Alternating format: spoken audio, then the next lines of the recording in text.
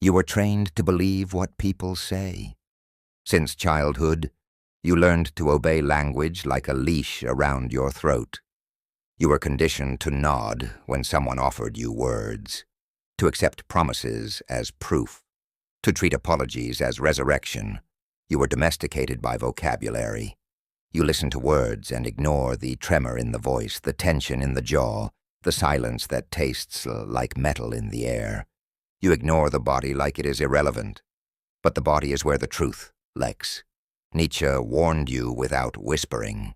He understood that what a person hides speaks louder than what they reveal, that language creates the world it pretends to describe, and that the most dangerous lies are the ones wrapped in eloquence. Think about the last time someone smiled at you, but their eyes stayed cold. You felt it, a pulse in your chest. The room got heavier, like the gravity changed. Your body screamed, but you didn't have the language to translate the scream. You told yourself you were imagining it. You weren't. Right now, you are surrounded by confessions disguised as gestures. People are bleeding truth through posture, through hesitation, through the angle of their feet pointed toward the exit. By the end of this, you will see it. You will read them. And when you do, you will never look at anyone the same way again. Law 1. The mask that slips. You think people wear masks to deceive you, but deception is secondary.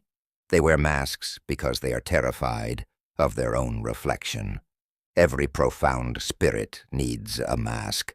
A mask is continually growing around every profound spirit. Nietzsche wrote that before psychology could explain the trauma of identity, he saw what most men refuse to see. Masks are armor, but they are also cages. The mask is not decoration. The mask is anesthesia. It keeps the world at a distance. It keeps the self in quarantine. The moment the mask slips is never dramatic. It is microscopic. A shiver in the voice when validation is withheld. A hairline fracture in posture when you don't reward their story. A swallow too hard, too visible, like fear trying to force itself back down their throat. Picture yourself across from someone who wants something from you. Approval, opportunity, affection, access. They maintain composure until you stop nodding. When you refuse to react, the script falls apart. Their voice flattens. Their smile becomes choreography. Your first power is silence, stillness, a refusal to participate in their narrative. It is not cruelty. It is observation. It is the removal of the oxygen that their performance depends on. Stop giving approval like a reflex. Stop offering reassurance like a habit. Stop apologizing for seeing what you see. Stillness is an X-ray. Your silence becomes a solvent, melting the mask until the person underneath begins to show. Law 2. Fear leaves fingerprints. Fear is not loud. Fear is not dramatic. Fear is subtle, like rot. Fear is a stain on the breath. When someone is afraid, they don't always tremble. That is the movie version. In reality, fear reorganizes the body. It hijacks posture. It edits vocabulary. It interrupts breathing patterns. Fear is the autobiography they never meant to publish. Nietzsche believed that what we fear indicates what we worship. Fear is desire in reverse. Fear is the shadow of devotion. If you know what a person fears, you know the architecture of their internal kingdom. You know where the gold is hidden. You know what they will burn to protect. Watch the breath first. Breath is the music of the nervous system. When someone feels inferior, threatened, exposed, or compared, the breath betrays them. It becomes uneven and shallow, trapped in the upper chest, like a secret held hostage. It's the kind of breath you hear when someone is waiting for permission to exist. Then watch the gaze. Not for direction, but texture. Eyes reveal tension like water reveals electricity. When fear is present, the gaze is not relational. It is internal. They are not looking at you. They are looking for themselves. You will feel it in your body first. A drop in temperature along the spine. A tightening around the heart.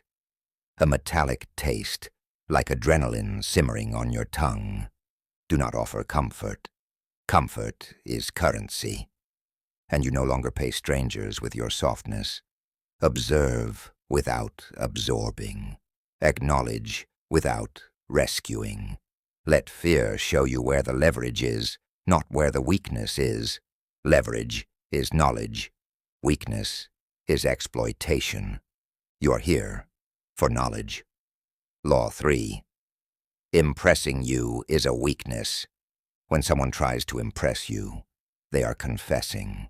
They are revealing the hierarchy inside their mind.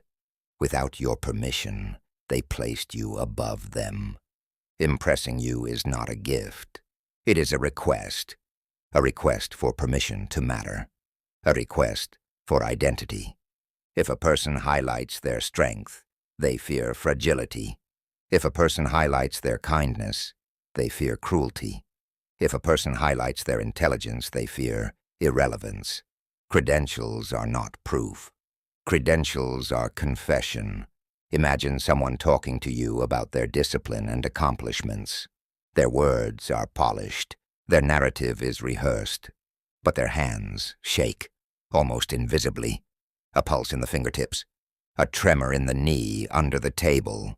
Their breath betrays the performance, like the body refuses to co-sign the story. Here is where Nietzsche's warning becomes a threat. Whoever fights monsters should see to it that he does not become a monster. Reading someone is not permission to crush them. Perception is not a weapon for humiliation. Your power is not in breaking people, but in never again letting them break you. Hold your stillness like a boundary. When someone performs, do not clap. When someone flatters, do not bow. When someone flaunts, let your silence expose the fear behind the display. Presence is hierarchy. Silence is pressure. Recognition is control. You are not reading people to win. Winning is noisy. You are reading people to eliminate illusion. Elimination is quiet. This is the beginning, the shift, the awakening. You are not becoming intuitive. You are becoming informed. You are not becoming cold. You are becoming sovereign. You are not becoming ruthless. You are becoming unreadable. This is primal psychology, not the psychology of theory, the psychology of survival, the psychology of pressure, the psychology of men who do not kneel before narratives. By the time this ends, you will not read people by what they show. You will read them by what they attempt to hide. And that is the difference between being at the mercy of the world and being a force inside it. Law 4. Language is a cage. You are trained to believe the voice over the pulse, to trust the sentence more than the silence between sentences, to take vocabulary as evidence. Language is how society launders intention. A liar can polish a sentence until it shines like virtue. A manipulator can sculpt an apology until it feels like salvation. A coward can weaponize honesty to disguise cowardice as transparency. People hide behind grammar the way soldiers hide behind shields. Words are architecture. Words are armor. Words are camouflage. Nietzsche understood this before the world had a name for it. He said that reality is shaped by our words, that language forces chaos into categories, and that in doing so, it deceives us before anyone else has the chance. When someone speaks, they are not offering truth. They are offering a performance of truth. This is why language cannot be your compass. Your compass is the body. Your compass is the temperature shift in the room. Your compass is the moment when their joke lands wrong in the gut. Your compass is the nausea you feel when someone's tone doesn't match their narrative. Pay attention to rhythm. The body has rhythm. Truth has rhythm. Lies have rhythm too, but it's broken. Listen for sentences that sound memorized, for phrases that feel copy-pasted from a morality textbook, for apologies that feel like they were written by a publicist trapped inside a human being. Language is a cage, and most people are inmates. Their identity is shaped by the phrases they repeat. I'm fine. It's complicated. I didn't mean it. You're overthinking. I would never do that. When words are used as walls, stop pushing. Step back. Watch how quickly their body betrays them. Watch how the spine collapses when they think you believe them. Watch how the neck stiffens when you don't. The greatest advantage is not arguing. The greatest advantage is realizing that arguments are invitations to step inside someone else's illusion. You don't need to enter. You don't need to respond. You just need to see. Law 5. Resentment is radiant. Anger is honest. Anger is sunlight. Resentment is the mold that grows in darkness. Resentment is not loud. Resentment is not explosive. Resentment is the quiet sharpening of knives in another room.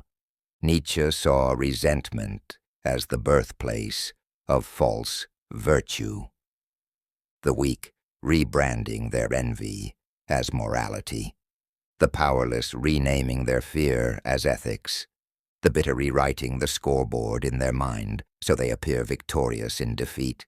Resentment is emotional gravity. You will feel it before you understand it. A heaviness in the lungs, a contraction in the gut, a static charge in the air like a storm preparing to break. When someone resents you, they stop speaking with you. They speak around you. They weaponize silence. They turn brevity into a blade.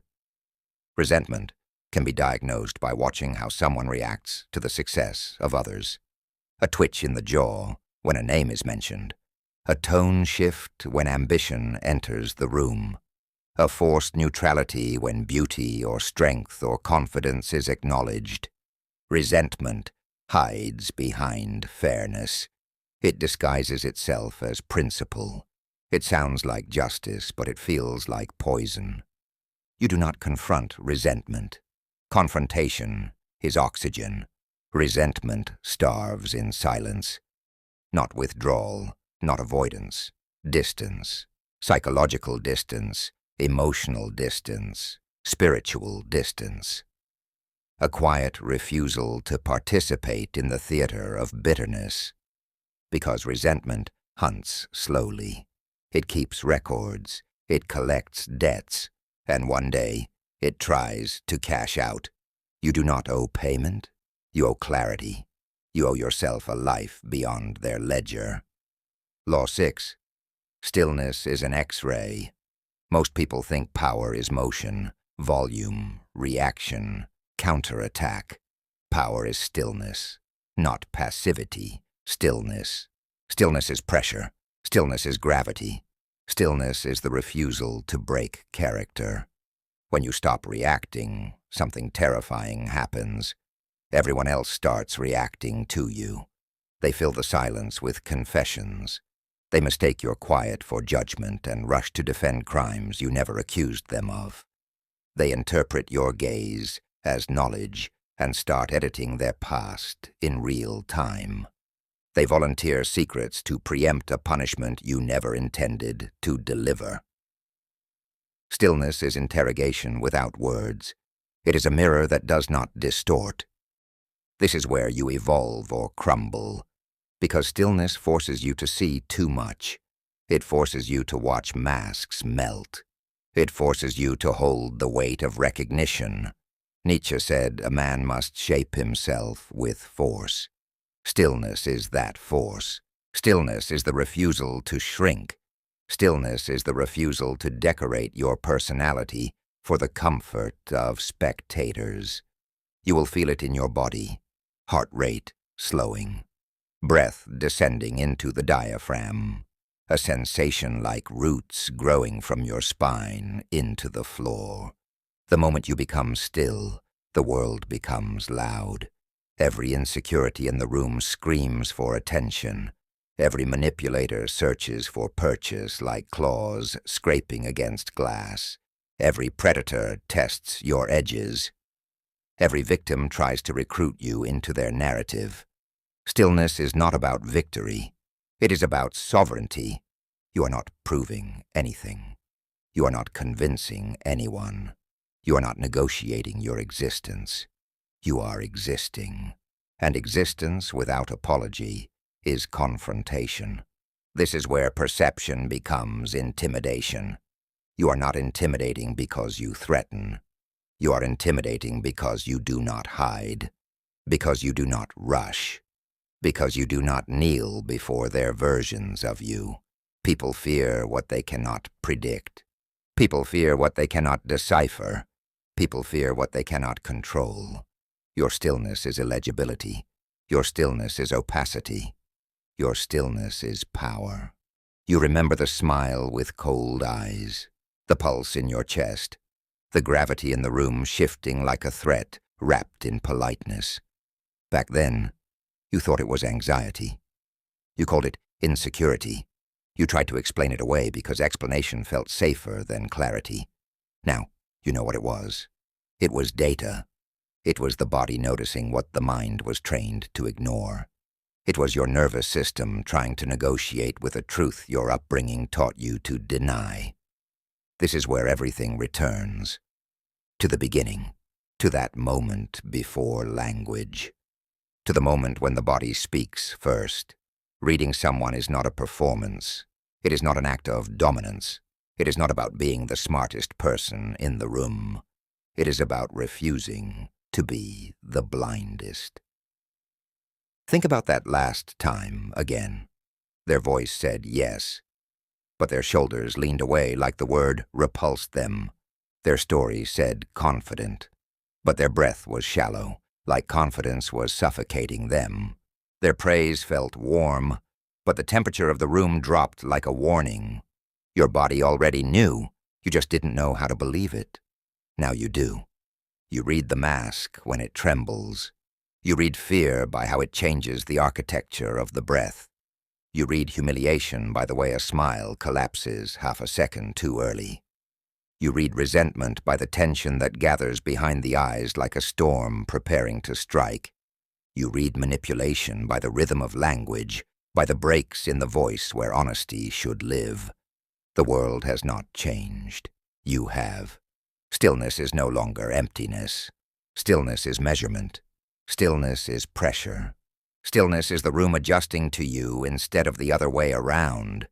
Nothing about this makes you cruel, but it will make you appear cruel to those who only understand kindness when it looks like self-betrayal. They will call you cold because you stopped making yourself small. They will call you arrogant because you refuse to perform humility on command. They will call you distant because your boundaries are not negotiable. They are not witnessing cruelty. They are witnessing sovereignty. You are not concerned with being liked. You are concerned with being accurate, being honest, being awake. People will try to test this. They will test it with flattery. They will test it with victimhood.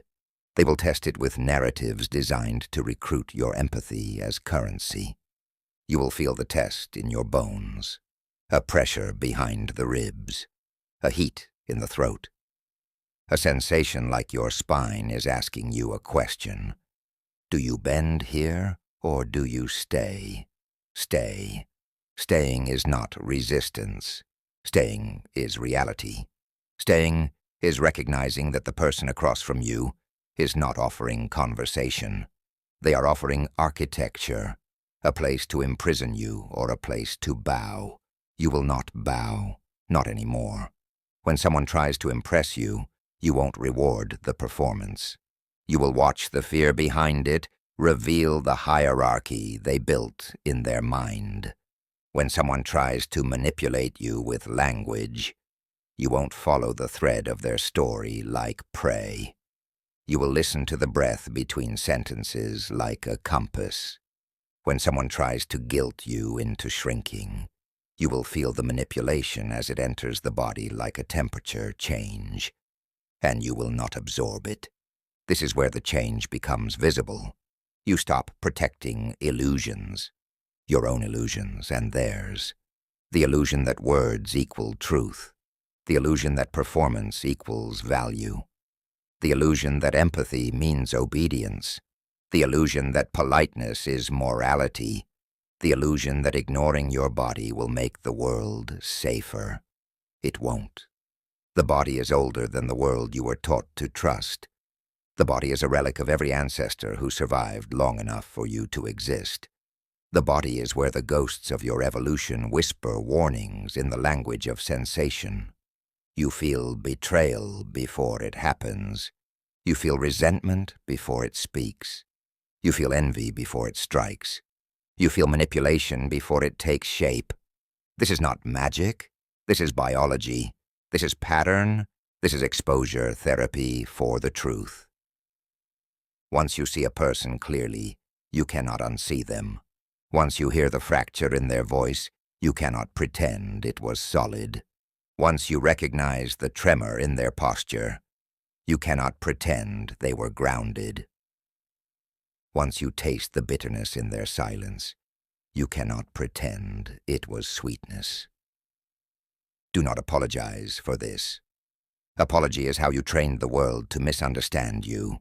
There will come a moment when someone asks how you knew, how you saw them, how you read them before they could perform the version of themselves they wanted you to meet. You do not explain.